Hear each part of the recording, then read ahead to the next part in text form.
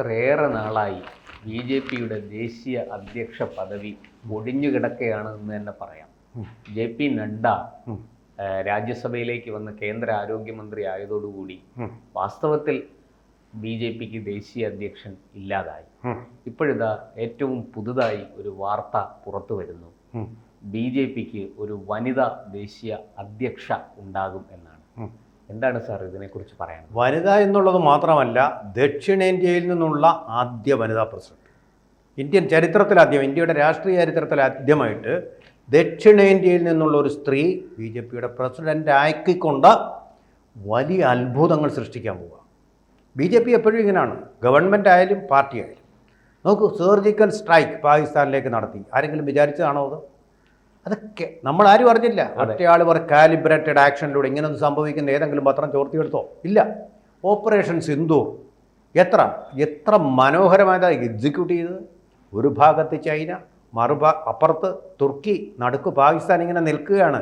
എല്ലാം ഇവനെ ഇപ്പോൾ പൊളിക്കാൻ അമേരിക്കയുടെ പിന്തുണയും എല്ലാം കൊണ്ട് അമേരിക്കയുടെ പിന്തുണ, രഹസ്യമായ പിന്തുണ, ഗൂഢമായ പിന്തുണ, നിഗൂഢമായ പിന്തുണ, കള്ളത്തരം ആണ്, സ്ട്രെയിറ്റ് ഫോർവേഡ് അല്ലാത്ത സമീപനം. ഇത് കഴിഞ്ഞിട്ട് പിന്നെ പാകിസ്ഥാൻ എല്ലാവിധമായിട്ട് ഇന്ത്യ നശിപ്പിക്കാൻ വേണ്ടി റെഡിയായി നിൽക്കുക. ഇന്ത്യ തൊടാൻ പറ്റിയില്ലെന്ന് മാത്രമല്ല, പാകിസ്ഥാൻ്റെ നട്ടല് 2 മണിക്കൂർ കൊണ്ട് നശിപ്പിച്ച് കളഞ്ഞു. വേറെ 20 മിനിറ്റേ എടുത്തുള്ളൂ. മഹാഭാരത യുദ്ധം 18 ദിവസം എടുത്തെങ്കിൽ, അല്ലേ? 18 എടുത്തെങ്കിൽ വേറെ 18 മിനിറ്റ് കൊണ്ട് സംഭവം മുഴുവൻ കഴിഞ്ഞു, തീർന്നു. പാകിസ്ഥാൻ വിളിച്ചും കൊണ്ട് മഹിഷാസുരനോ ശിവൻ്റെ അടുത്തേക്ക് പാഞ്ഞു പോയതുപോലെ പാകിസ്ഥാനിലെ സൈനിക മേധാവി, ഇപ്പം മാർഷലായിട്ടുള്ള ആസിഫ് മുനീർ, അമേരിക്ക രക്ഷിക്കണമെന്നും പറഞ്ഞ് പായേണ്ടി വന്നു. രക്ഷിക്കണമെന്നും പറഞ്ഞ് അമേരിക്കയിലേക്ക് പായേണ്ടി വന്നു. അപ്പോഴാണ് അമേരിക്ക ഇടപെട്ടത്. ഇടപാടൊന്നും ഇങ്ങോട്ട് വേണ്ട, പാകിസ്ഥാനുമായിട്ട് നടത്തിയാൽ മതിയെന്ന് ഇന്ത്യ പറഞ്ഞു. അങ്ങനെയുള്ള അത്ഭുതങ്ങൾ സൃഷ്ടിക്കുന്ന ഒരു ഗവൺമെൻറ് ഭരിക്കുന്ന പാർട്ടിയാണ് നരേന്ദ്രമോദിയുടെ ഗവൺമെൻറ്. അതുപോലെ തന്നെ അത്ഭുതങ്ങൾ സൃഷ്ടിച്ചുകൊണ്ട് സൂപ്പർ സോണിക് അല്ല, ഹൈപ്പർ സോണിക് വേഗത്തിൽ ഇന്ത്യയുടെ സാമ്പത്തിക നില ഉയർത്തി.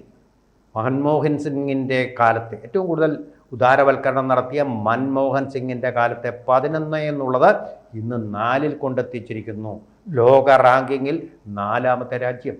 അമേരിക്ക, ചൈന, റഷ്യ, ജപ്പാൻ ഇപ്പോൾ ഇല്ല, ജപ്പാൻ പിന്തള്ളിപ്പോയി. ആ സ്ഥാനം അമേരിക്ക, ചൈന, ജർമ്മനി കഴിഞ്ഞാൽ പിന്നെ ജപ്പാനില്ല. അതിനിടയ്ക്കായിട്ട് ഇന്ത്യ വന്ന് നിൽക്കുക. അത്ര ജപ്പാൻ പിന്തള്ളി 5-ാം സ്ഥാനത്തേക്ക് ജപ്പാനെ പിന്തള്ളി 4-ൽ. ഇന്ത്യക്ക് അവർക്ക് അതിൽ വിഷമമില്ല, കാരണം ഇന്ത്യയാണ് വന്നിരിക്കുന്നത്, ഒരേ സംസ്കാരം പങ്കിടുന്നത്. 2027 ആകുമ്പോൾ ജർമ്മനിയെ മറികടന്ന് 3-ാം സ്ഥാനത്ത് ഇന്ത്യ സൂചിപ്പിക്കുന്നു. 2027 അല്ല, മിക്കവാറും യുക്രൈൻ യുദ്ധം കൊണ്ട് അതിൽ നേരത്തെ ആകും. കാരണം ജർമ്മനി ഊർജ്ജ പ്രതിസന്ധി നേരിടുകയാണ്. ജർമ്മനിക്ക് അത് നിലനിർത്താൻ അധികം നാൾ കഴിയില്ല, ആവശ്യമില്ലാത്ത യുക്രൈൻ യുദ്ധം കൊണ്ട്. അതുകൊണ്ട് അതിനു മുമ്പേ തന്നെ ഇത് നടക്കും. നമ്മൾ ഈ 4-ാം സ്ഥാനം എന്ന് ഉദ്ദേശിച്ചതിന് മുമ്പേ ബിഫോർ ടൈമാണ് നടന്നു കഴിഞ്ഞിരിക്കുന്നത്. സാർ, ഇങ്ങനെയൊക്കെയുള്ള കരുത്തരായ ഇങ്ങനെയുള്ള കരുത്ത് ഇന്ത്യക്ക് നേടാൻ ബലമുള്ള തന്ത്രങ്ങൾ ആവിഷ്കരിച്ച ആ മന്ത്രി തന്നെയാണ് ഇപ്പോൾ BJP-യുടെ അമരത്തേക്ക് വരാൻ പോകുന്നതെന്നാണ് ശ്രുതി. നമുക്കറിയില്ല, നമ്മൾ ഈ പറയുന്ന പോലെ നമ്മളിതൊരു ഊഹം മാത്രമാണ്. ഇത് നമ്മളിപ്പോൾ 4-5 ദിവസത്തിനകം നമ്മൾ അറിയാൻ പോവുകയാണ്. അങ്ങനെയാണെങ്കിൽ അത് മറ്റൊരു സർജിക്കൽ സ്ട്രൈക്ക് പോലുള്ള ഒരു വലിയ അത്ഭുതമായിരിക്കും. പൊളിറ്റിക്കൽ അതെ, കോൺഗ്രസിനെ അസ്തപ്രജ്ഞമാക്കും. ഇപ്പോൾ അടുത്ത തെരഞ്ഞെടുപ്പിൽ നോക്കിക്കോളൂ, നമ്മുടെ വനിതാ സംവരണം വരാൻ പോവുകയാണ്. അടുത്ത തെരഞ്ഞെടുപ്പ് സെൻസസ് കഴിഞ്ഞാൽ ആ തെരഞ്ഞെടുപ്പിലൊക്കെ BJP-യുടെ അതിൻ്റെ ഒരു അംഗീകാര മുദ്ര എന്ന് പറയുന്നത് മാൻഡേറ്റ് വളരെയധികം വർദ്ധിപ്പിക്കുമെന്നുള്ള കാര്യത്തിൽ ആരും സംശയിക്കാനിടയില്ല. രാഹുൽ ഗാന്ധിക്കൊക്കെ മിക്കവാറും അങ്ങനൊരു നിയമനം വന്നു കഴിഞ്ഞാൽ ശരിക്കും ഇപ്പോൾ അദ്ദേഹത്തിന് കുറച്ചുണ്ട്, അത് കൂടുതലായിട്ടും വലിയൊരു മാനസിക നില തെറ്റലിലേക്ക് അത് പോകും. കാരണം കോൺഗ്രസിൻ്റെ സ്വപ്നങ്ങളെ മുഴുവൻ കരിച്ചു കളയും. ഒരു സംശയമില്ല, ആ രീതിയിലാണ് ഇപ്പോൾ കാര്യങ്ങൾ ചടുലമായിട്ട് മുന്നോട്ട് നീങ്ങി. തീരുമാനം ആൾറെഡി എടുത്തിട്ടുണ്ട്. BJP-യുടെ കോർ കമ്മിറ്റി കൂടി തീരുമാനം ആൾറെഡി എടുത്തിട്ടുണ്ട്. അതിൽ നമ്മുടെ RSSനും സമ്മതമാണെന്ന് കേൾക്കുന്നു, ഒരു വനിതയെ അധ്യക്ഷ സമ്മതമാണ്.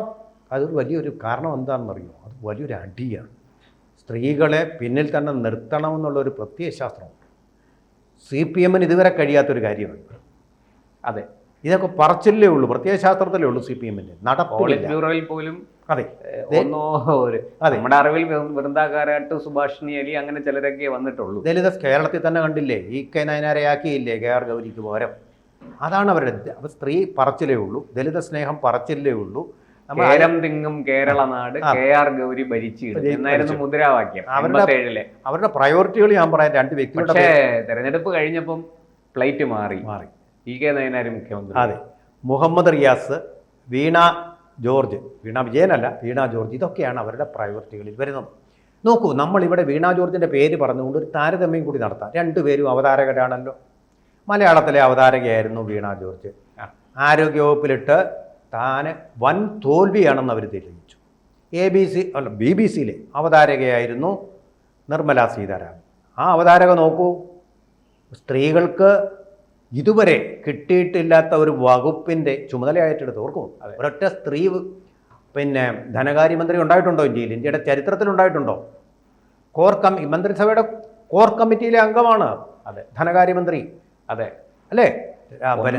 ഒന്നാമൻ പ്രധാനമന്ത്രി, രണ്ടാമൻ പ്രതിരോധ മന്ത്രി, മൂന്നാമൻ ആഭ്യന്തരമന്ത്രി, നാലാമത് വരുന്ന അവരാണ് കാര്യങ്ങൾ തീരുമാനിക്കുന്ന ആൾക്കാർ, ധനമന്ത്രി. ഇവർ തീരുമാനിച്ച് കാണും ഇപ്പോൾ. പക്ഷെ പ്രധാനപ്പെട്ട ഒരു ചോദ്യം പ്രസാദിന്റെ, അപ്പോൾ ഇതുപോലെ കഴിവുറ്റ ഒരു ധനമന്ത്രി ഇനി വരണ്ടേ? അതെവിടെ കിട്ടുമെന്നുള്ള ഒരു ചോദ്യം തീർച്ചയായും അങ്ങനെയും കേൾക്കുന്നുണ്ട്.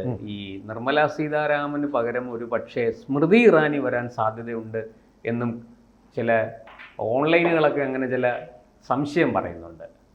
അന്ന് നേരത്തെ അവർക്കുണ്ടായിരുന്ന മനുഷ്യ വിഭവശേഷി വകുപ്പ്. അതെ അതെ, ടെക്സ്റ്റൈൽസ് വിഭാഗമൊക്കെ വകുപ്പ്. പക്ഷേ ഇവര് വാക്കുകൾ കൊണ്ടുള്ള പ്രവർത്തനമാണ്. അവർ ഒരു പിന്നെ ചടുലമായ നീക്കങ്ങളും ചടുലമായ സംസാരവും ഒക്കെയാണ് നിർമ്മല സീതാരാമന്റെ പ്രത്യേകത. അതെ, അത് അപ് ടു ദ പോയിന്റ്, കാര്യമാത്ര പ്രസക്തമായിട്ട് ക്രിസ്പായിട്ട് അപ് ടു ദ പോയിന്റ് അവർ കൊടുക്കുന്നത്.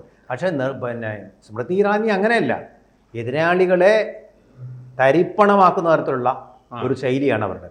എതിരാളികൾക്കൊന്നും പറയാൻ കിട്ടാത്ത തരത്തിലുള്ള രീതിയിലുള്ള ഒരു ഡയാട്രൈബ് എന്ന് പറയും, അതാണ് അവർ ഉപയോഗിക്കുന്നത്. Nirmala Sitharaman up to the point, apropos. ആ ചോദ്യം ചോദിക്കുന്നത് നിർമ്മല കുറെ കൂടെ ഷാർപ്പ് എന്ന് പറഞ്ഞാൽ കണക്കിന്റെ കളി. അവർ കേന്ദ്രമൊന്നും കൊടുക്കുന്നില്ലെന്ന് പറഞ്ഞപ്പോൾ നിശബ്ദനാക്കിയില്ലേ നമ്മുടെ മുഖ്യമന്ത്രിയും ധനമന്ത്രിയും. അതെ അതെ അതെ, കണക്കുകൾ ഉദ്ധരിച്ചിട്ടുണ്ട്. കഴിഞ്ഞ 10 വർഷത്തെയും അതിനു മുമ്പ് UPA സർക്കാർ ഭരിച്ചിരുന്ന 10 വർഷത്തെയും കണക്കുകൾ എടുത്ത് മുന്നിൽ വെച്ച് താരതമ്യം ചെയ്താണ് അവർ പറഞ്ഞു കൊടുത്തത്. കണക്കുകൾ കൊണ്ടാണ് അവർ മറുപടി പറയുന്നത്. അതേസമയം സ്മൃതി ഇറാനി പറയുന്നത് വാക്കുകൾ കൊണ്ടാണ്. രാഷ്ട്രീയമാണ്. ഒന്ന് ലെറ്റേഴ്സ്, അതർ ഈസ് ഫിഗേഴ്സ്. അവർ പൊളിറ്റിക്സ് ആണ്. അതുപോലെ തന്നെ പ്രധാനപ്പെട്ട ഒരു സംഭവം ഞാൻ പറയാം. കേരളത്തിൽ തനിക്കൊരു പരിചയമില്ലാത്ത അവിടുത്തെ മത്സ്യത്തൊഴിലാളികളുടെ മുമ്പിൽ അവർ വന്നിട്ട് അവിടെ വെള്ളപ്പൊക്കം അങ്ങനെയുള്ള പ്രശ്നങ്ങളുണ്ടായി,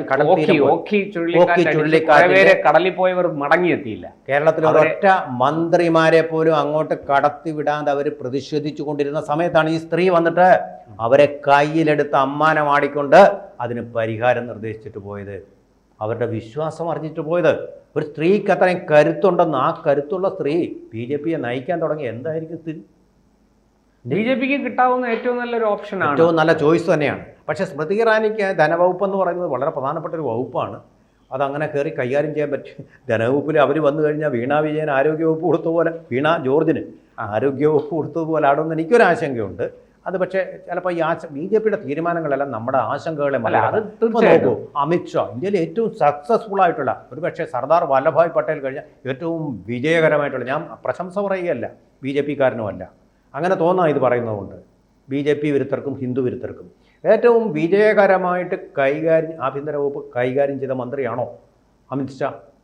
നോക്കൂ, ഇപ്പൊ നിങ്ങൾ നോക്കൂ, നിങ്ങൾ അമിത്ഷായുടെ ഏറ്റവും വലിയ വിജയം എന്ന് പറയുന്നത് ഈ 2026 26 മാർച്ച് 31 മുമ്പ് ഈ നക്സലിസം, മാവോയിസം ഇന്ത്യയിൽ നിന്ന്, അത് തന്നെ ഞാൻ പറയാൻ വന്നു, ആ പോയിന്റ് തന്നെ ഞാൻ പറയാൻ വന്നു.